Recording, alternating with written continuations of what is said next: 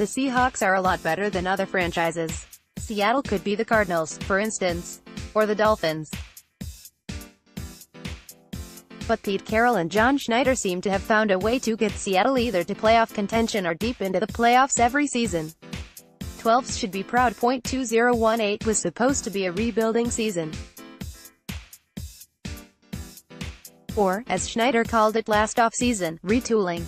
Well, Seattle retooled right back into the playoffs, and with a better offensive game plan against the Cowboys, might have won their wildcard game.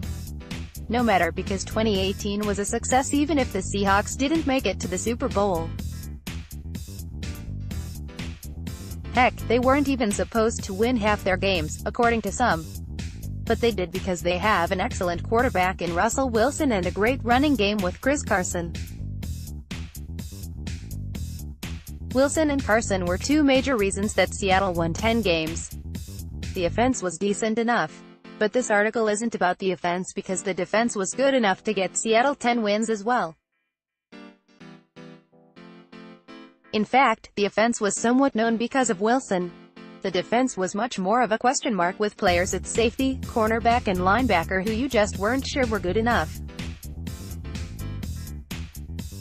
Yet, at the beginning of the season it was the defense that kept Seattle in games. Oh, and there was a certain punter who met, and maybe exceeded, every high expectation he had. How did the defense and special teams grade this season? Here's how.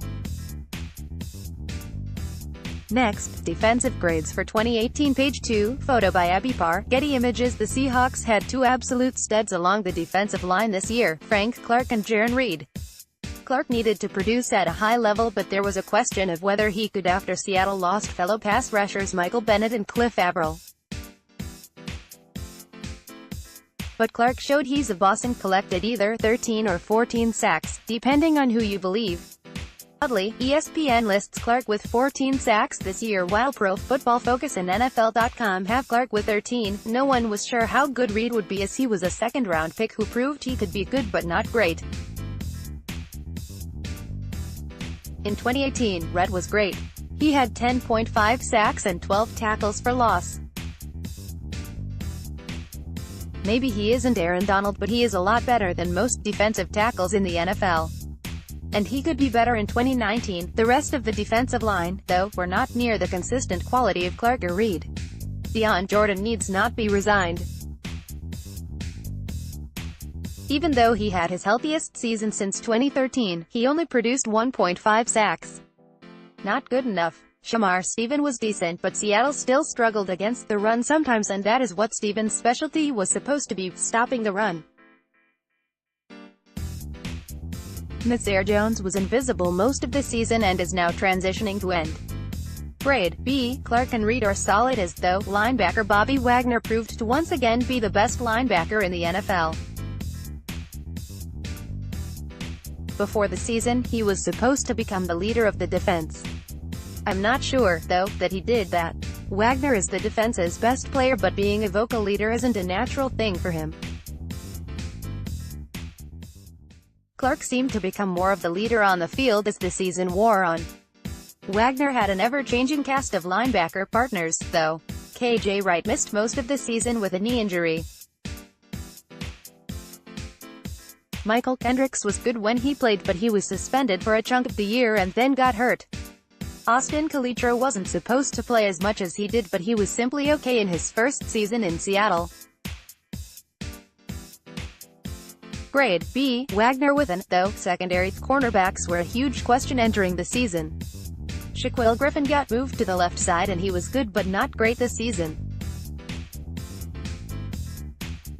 Seattle needs Griffin to be near great if he continues to play the left side in his career. To be honest, though, Trey Flowers might be a better corner than Griffin in time. Flowers transitioned from college safety to professional corner and was forced into action when more seasoned veterans got hurt early in the season. By the end of the year, Flowers was better than Griffin. Opposing quarterbacks seemed more comfortable throwing towards Griffin than Flowers. To move Flowers to the left side in his second year might be too much to ask, but by 2012s could be looking at a Pro Bowl corner and Flowers playing Richard Sherman's old spot. Slot corner Justin Coleman was good again. but he is a free agent, and Seattle might think of moving Delano Hill to Coleman's spot and letting Coleman walk. At safety, Bradley McDougald was very good and for most of the year looked like a Pro Bowl-type player. He didn't produce at the level he did early in the season by the end of the year, but he still showed that he was a good re-signing last offseason. Earl Thomas played and got hurt in Week 4. He won't be coming back to the Seahawks. And Tedrick Thompson was more than decent for the entire season but needs to make another jump in 2019 to be considered a long-term starter. Grade B. Next, special teams grades for 2018. Page 3. Use your arrows to browse. Photo by Abby Parr. Getty Images. Janikowski was better than Blair Walsh was in 2017. And to be honest, Janikowski was not bad for most of the season. The issue was that he began to break down physically. One could even tell that prior to his being injured against the Cowboys. Janikowski was 22 for 27 for field goals, which was a better percentage than in most of his career. Plus, he had a long of 56 yards. Janikowski wasn't bad, he's just old, and Seattle needs a younger kicker. Grade B. Punter. Michael Dixon. Dixon was drafted in the 5th round of the 2018 draft to be a defensive weapon and that he was. Dixon was first-team All-Pro in his rookie season. He is going to be good for a long time. One issue that popped up was late in the season when the rush to block his kicks seemed to bother him. In the final regular season game against the Cardinals, he had a punt completely blocked and another altered. After those punts in the Arizona game, he outkicked his coverage several times. That might be something to keep an eye on in the future. Otherwise, Dixon's start to his career included a fake punt that ended up him running for a first down. He also led the NFL in net yards per punt for most of the season. Grade R. Turnstile. Lockett was limited in his returns this season. Due to the new NFL kickoff rule that meant a lot of kickoffs go into the end zone, kick returners don't get a chance to do much. And a couple of times Lockett tried to do too much since he's such a dangerous weapon. Lockett was only able to return 19 kicks with a long of 84 yards. Next, 4 Seahawks may not return in 2019. Lockett was even more limited in punt returns as he returned a career-low 25 for a paltry average of 5.7 yards per return. Maybe he will make a bigger difference next season. Grade. Use your arrows to browse.